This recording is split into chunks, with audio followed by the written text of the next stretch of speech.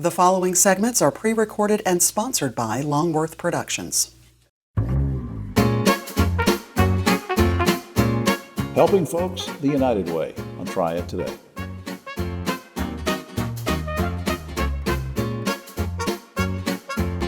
Hello everyone, I'm Jim Longworth and welcome to another edition of Triad Today, coming to you once again from Corners Folly Visitor Center in Kernersville, just a couple blocks down from where we usually are at the Senior Botanical Garden. They're doing some renovation there. We should be there next week, but we'll give you some more information on Corners Folly at the end of the show. At the end of the show is when the roundtable shows up, and there's no telling what those folks are going to say.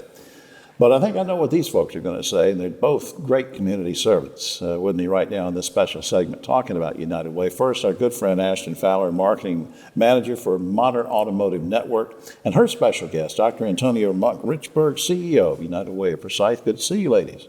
Good to be here. Ashton, let me just start with you, and then I'll spend most of the time with Antonia.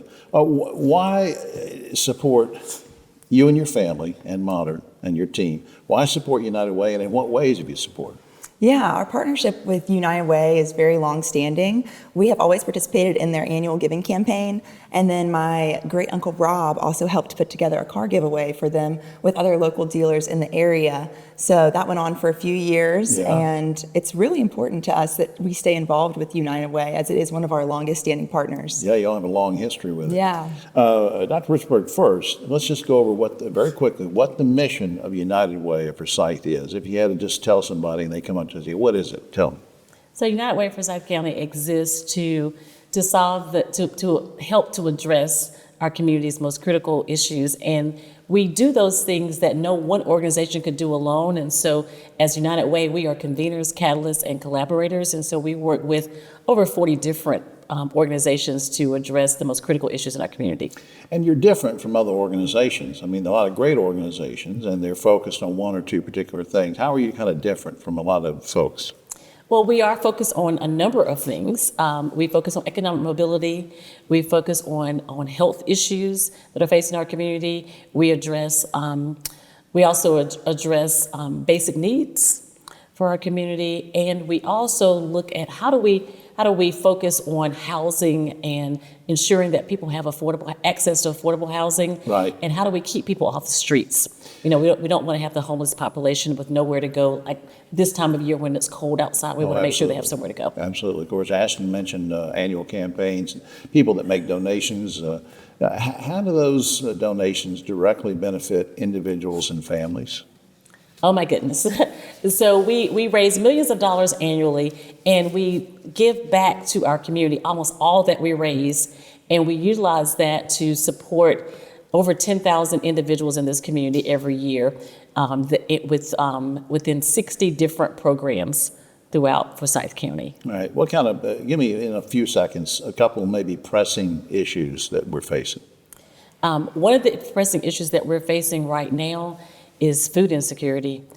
People are struggling, and so our United Way is going to be giving out to 150 families, 555 children on next week, bags of groceries that will be delivered to them by Uber drivers, so that there's no stigma. I'm sorry, DoorDash. I apologize, DoorDash. That's all right. So that there's no stigma attached to getting this gift, and so this will ensure that while the children are out for 2 weeks, that they have food. These are individuals that normally would get free lunch at school, and they would get a free hot breakfast. Right. We want to make sure that they're still able to eat. And so we'll take care of that for them for the next 2 weeks. Dr. Richburg, why are partnerships like the one with Modern, why are they so important to United Way? Without partnerships like the one that we have with Modern, we would not be able to do all the great things that we do in this community. We need our partners to help us to raise that revenue to ensure that we can meet the needs of people in this community, people that are working hard every day but yet struggling to survive. Right. Up on screen, I want to show you a couple of things. uwforsyth.org is a general website where you can find out more information about United Way of Forsyth. And I hope you'll visit modernauto.com as well. Who we said have been very supportive. And a special thanks, Dr. Richburg. I know you had to rush over from a board meeting, and you're always busy and for making time for us. And you're under the weather today, and you still came, and I appreciate that so much. And Ashton, thanks to you and your daddy and your family for all you're doing in the community. Yeah, of course. We'll be right back after this. You know, it's hard to believe the Safe Sober program has been going strong for over 30 years. And over 600,000 students have made the pledge to stay safe and sober on prom night. You know, Griff, it's had a huge impact on our community. Yeah, you're right, David. And now we're making sure the message continues year-round. So everyone can join us in supporting our students. Learn more and take the pledge at safesober.com, sponsored by Daggett Schuler. Back now on Triad Today, and whenever we get the opportunity, we like to drag in the physicians and surgeons and physicians' assistants and nurses and talk to them about their careers because they do just such great work. With me right now is first-time visitor to the show, Olivia Basile. She's a physician assistant with Northern Family Medicine in Dobson. Good to see you. Good to see you. Thank you for having me. All right, let's find out some things about you. Tell folks where you were born and what did your parents do, what stuff like that. Yeah. So I was born and raised in Kings Mountain, North Carolina. Both of my parents are pharmacists, actually, so kind of grew up in the healthcare system a little bit. And then I went to undergrad and also studied physician assistant studies at High Point University. Met my husband there, and so we graduated last year, got married, and moved to Mount Airy to start our careers with Northern. How about that? You're talking about your parents both being, you said pharmacists, right?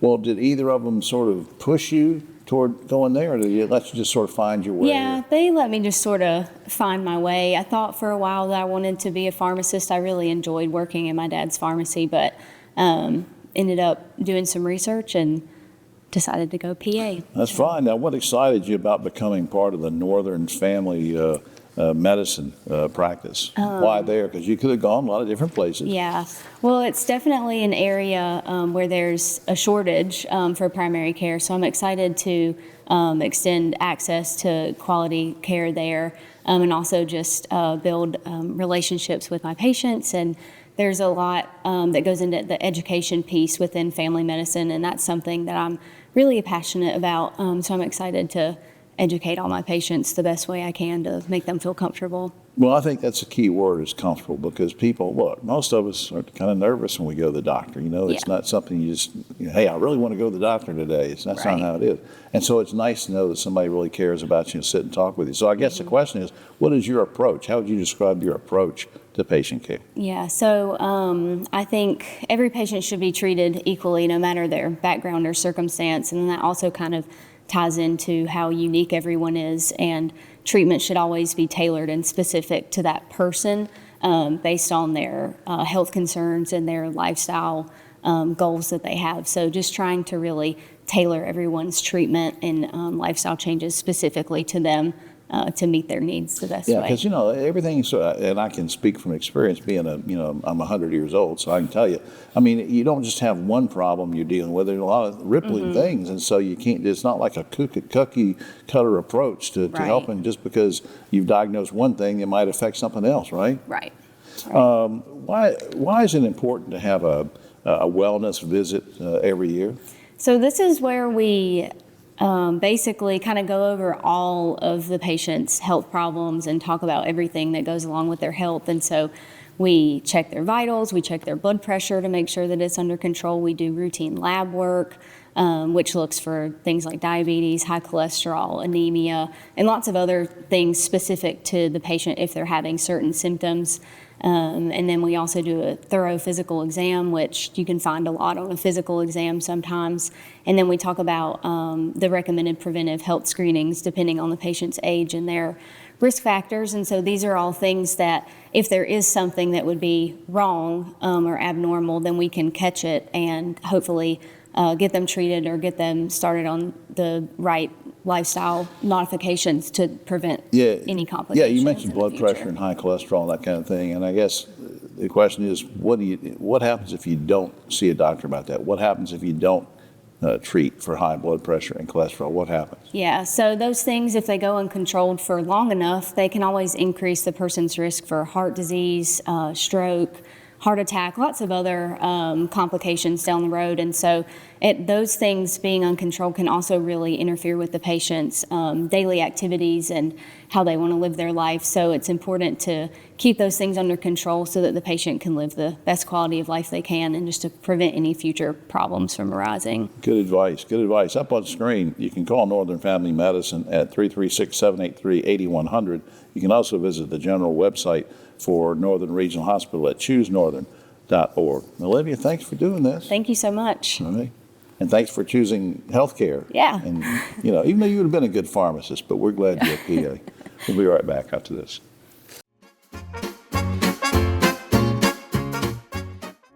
Hi, I'm Jim Longworth, reminding you that Triad Today is now streaming on WFMY Plus, available free on Roku and Amazon Fire TV.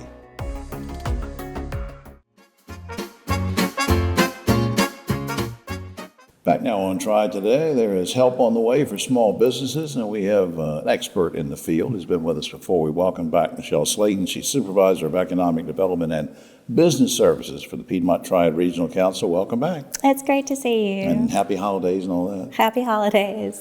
Before we get into this thing about small business, what's the overall mission of PTRC? Sure. So the Piedmont Triad Regional Council's mission is to improve our community's lives through regionally creative solutions. We accomplish this through our departments, their community development, their area agency on aging, our regional planning, criminal justice, and my department is the workforce and economic development department. All right, so that brings us to this. You sent me an email one day saying that we want to talk about the ARPA small business grants. Now, as I remember, ARPA had a lot to do with monies coming through the pandemic, right? Yes. Now, tell me what the ARPA small business grants are all about, and I think there's an overall special initiative.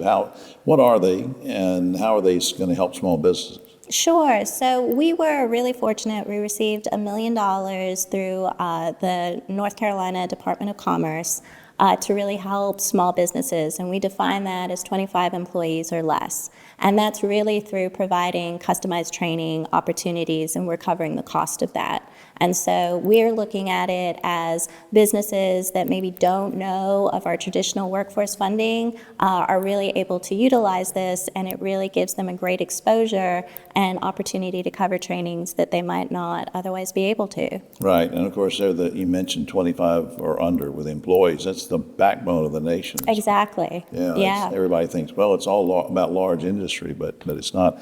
What's your strategy for trying to engage with small businesses to let them know about this and to get them involved with it? Well, we have a great team of what we call business service coordinators. They're out in the communities every day. They connect with our partners, chambers of commerce, small business centers, Rotary clubs, any type of business event in the 10 counties that the PTR WDB, the Workforce Board, covers. Right. They're out there spreading the word. Can you give me an example or two of maybe how some small businesses have used these kind of grants? We've had so many interesting ones. We've had hair regrowth techniques, microneedling, CDL training, barista training, auctioneering. It's really run such an interesting gamut of things that small businesses are looking for. Right.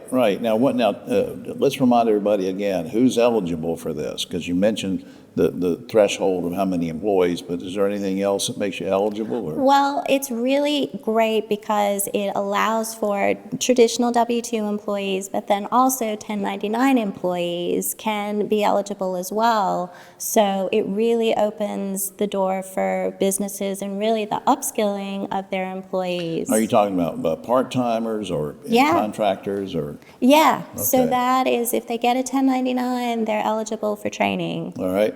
Now, how can businesses apply for this grant? Because it's pretty neat. Well, how can they do it? Well, we have a website, so it's findyourcenternc.com. And then if you look at, I think it's business resources, and then you click on the small business support tab, it will take you to a really easy form they're able to just very basic contact information, and then one of the small business services coordinators will reach out and take them through the process, and they try and make it as streamlined as possible. Right. I think I saw one of your emails to me that you can also, if you have questions, you can email wearly@ptrc.org. That is Will Early. He's our business services lead, and so hopefully his information will display at right. the end here, and he's great, and Right. any information All right, we so I'm can going to help say you. this again. I'm not sure. We'll try to have this up on screen. I'll say it again. findyourcenterNC.com/business-resources. The general website is ptrc.org, of course.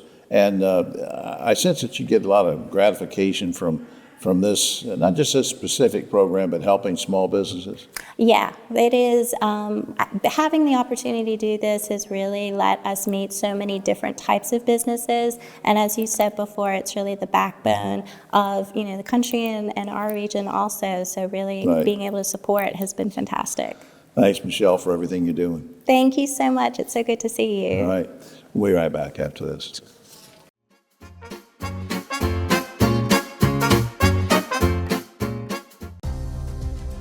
North Carolina's economy is growing, bringing new businesses and opportunities. The need for electricity is growing too. At Duke Energy, we're meeting the challenge, providing even more electricity that's cleaner, reliable, and that stays affordable. We're getting out of coal and reinvesting in our communities with a diverse, balanced mix of energy sources and making targeted upgrades to the grid so that North Carolina can thrive in a smarter energy future. Back now on Triad Today, and it's time to get artistic and get all revved up for the season with a special show. And we're talking about the Nutcracker, and the gentleman that's going to help us with this, Gary Taylor, is artistic director and resident choreographer for the High Point Ballet, here courtesy of High Point Theater. Good to see you, Gary. Good to see you. Thanks so much for having me. I know you love this season, don't you? Oh, yeah. That's and I must say, I mean, you're helping people of all ages learn dance all the time, so you're always into something. Now, where did you, before we get to the Nutcracker, where did you grow up, and who were your early influences that maybe pointed toward a career in dance? That's quite a story. I actually ended up growing up in High Point, and I grew up through the public school system here, and I had never seen a classical ballet my entire life until I was asked to be in the Nutcracker. Wow. From a friend in school, my senior year in high school. And my comment was, what's a Nutcracker? Yeah. I mean, I had played the music. I was a musician through school and an athlete. And so I had played the music, but never thought that it connected with anything other than just Tchaikovsky's music. Right. And so when I showed up, it was just really a parent and a party scene, which is the first act. And it was just walking around and being a parent. And so not until we went to the theater did I see the lifts and the jumps and the dancers really going to it. And I was a senior, so I felt confident to say, well, I could do something like that. Yeah, now, how old were you then? Almost 18, like 3 months before I turned 18. Caught the bug at 18. Yeah. Now, how would you describe the High Point Ballet's mission overall? How would you say? I'd say the bottom line is really exposing the arts to everyone. When I was here, there was no ballet. I saw Shakespeare. I saw the symphony.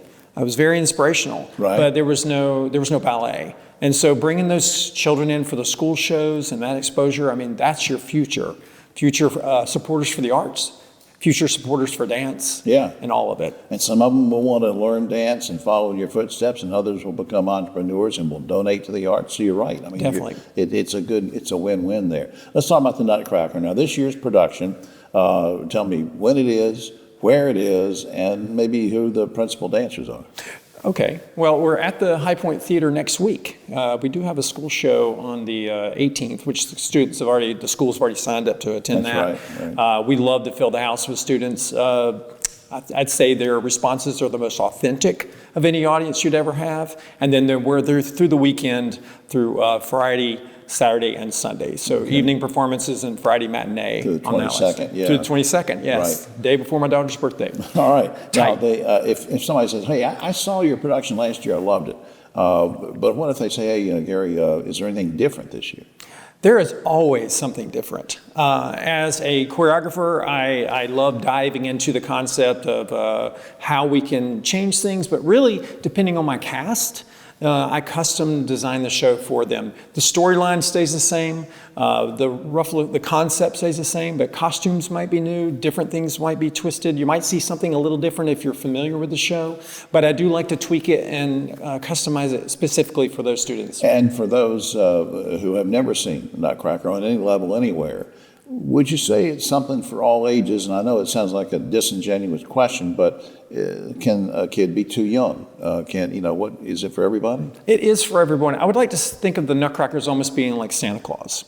Santa Claus, when we see him as an adult, the child comes out. When you see the Nutcracker, it's your thoughts of what you got for Christmas so special, but it does take you through a magical journey, and which is really magical. So if you have children, it's even more special. Right. And we do have our Land of Sweets performance that happens on Saturday morning, which is a condensed version of the show. Okay. And it has become a classic for some parents. We've had children come from so far back in their youth to now bringing their children. Wow. And so it's come full circle, and that's a really, really great performance to introduce young children to the audience. Yeah, I'll just put up on screen one quick thing. Sure. December 20th, the main production, 20th through the 22nd, that's up on screen. You can go to highpointballet.org as a website and get more information. And of course, we invite you to visit highpointtheater.com for general theater tickets as well, 8873-001. Gary, thanks for all you're doing. Thanks so much for having me again. Thanks for bringing the Nutcracker. Can we see this in a wide shot? We saw this, didn't we? Yeah. It's Nutcracker. All right. Yeah. Thanks, Gary. Merry Christmas. Thank All you. right, same to you. We'll be right back.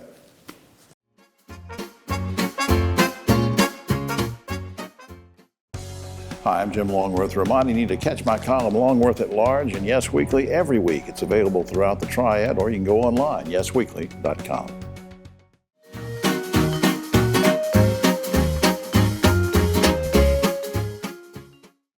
Back now on Triad Today, almost time for the roundtable, but a quick shout out to the good folks here at Corners Folly Visitor Center in Kernersville, just a couple blocks down from the Garden, where we should be back next week. But we thank them for their hospitality here at the Visitor Center. Hope you'll go to the website and check that out and visit Corners Folly.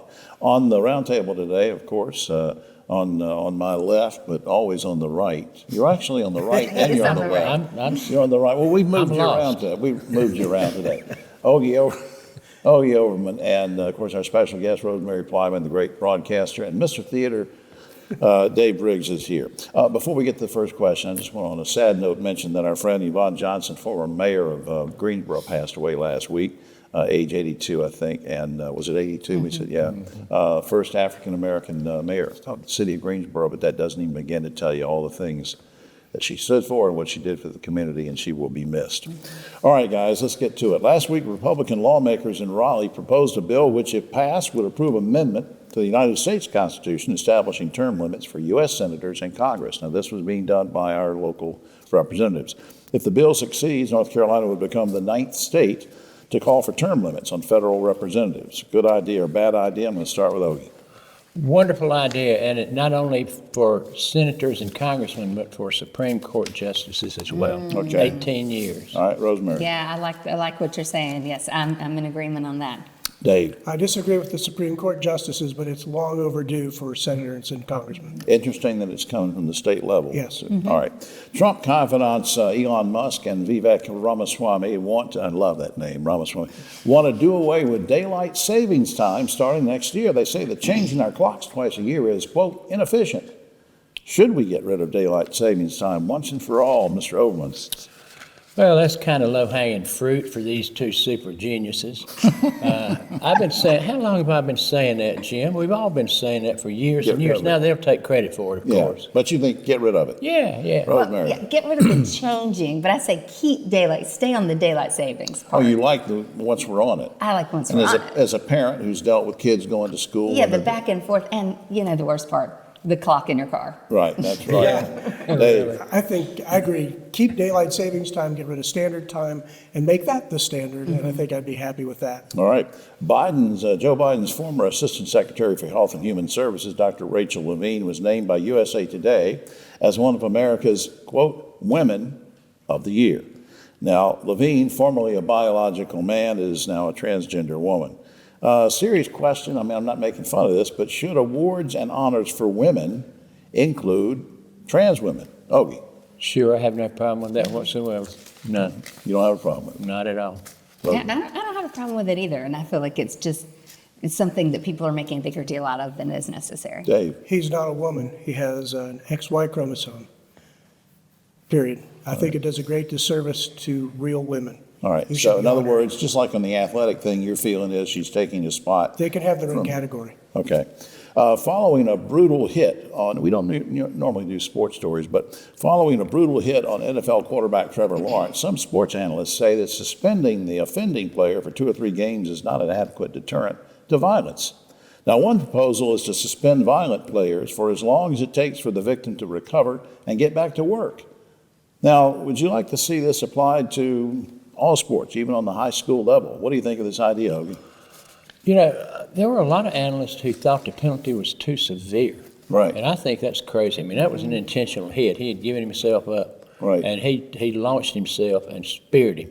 But for So I kids, thought he should have been kicked out for the year. you're a high school mom. I don't think it Rosemary. applied, I'm sorry. No, I was just saying, Rosemary, what do you think? I mean, should it apply to kids that if somebody does an intentional thing like that? Yes.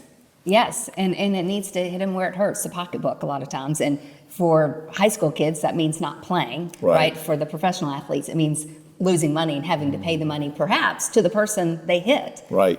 Dave? Yeah, I watched this clip over and over again, and it was an assault. I think that person, he should have been suspended for the entire year, I agree. and maybe beyond that.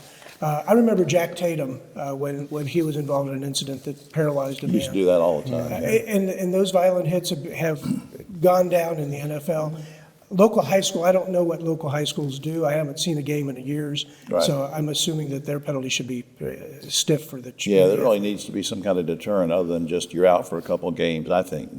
Because, you know, if it's somebody's career is over, then maybe the offender's career should be over. It's just it's an interesting theory. Anyway, okay, finally, on a different note, a leading psychologist, this is a real story, recently said that all a man has to do to get a woman to kiss him is to make her laugh. Guys, have you ever gotten a woman to kiss you by making her laugh? And Rosemary, would you kiss a man just because he makes you laugh? And I'm going to start with Ogie. Well, you got to have some skills besides making them laugh. I mean, it's more to it than that, but a good sense of humor helps a lot. You think that's true? And it works both ways, too. Okay, so Rosemary, would you kiss a man who makes Yes, you laugh? a good sense of humor is definitely. Oh, man. I could have gone all day without that. Dave, what do you think? Does it work? It's worked for me. Yeah. Dave's wife, Elizabeth, is sitting back. We can't see her. She's sitting back in the back. So, Elizabeth, is that true? It's worked for. Yeah, okay. Well, now we know what's really up around here. You know, that Dave and Ogie are just trying to make Rosemary laugh all the time. That's what it is. All right, well, that's all the time we have. Again, I want to thank the good folks here at the Corners Folly Visitor Center. But one more thing. A British scientist just recently won the Nobel Prize for his work with artificial intelligence. He was surprised. He didn't think he was going to win the award for artificial intelligance. He said, it doesn't seem real. But See, it's the artificial. Thanks for That one explaining didn't work for the Jim. kisses, Yeah, sorry. I'm going to just sit here and try to I'm make not kissing Rosemary you either. laugh. Now, I'm going to make her laugh in just a minute. For all of us here on Triad Today, I'm Jim Longworth. We'll see you next week.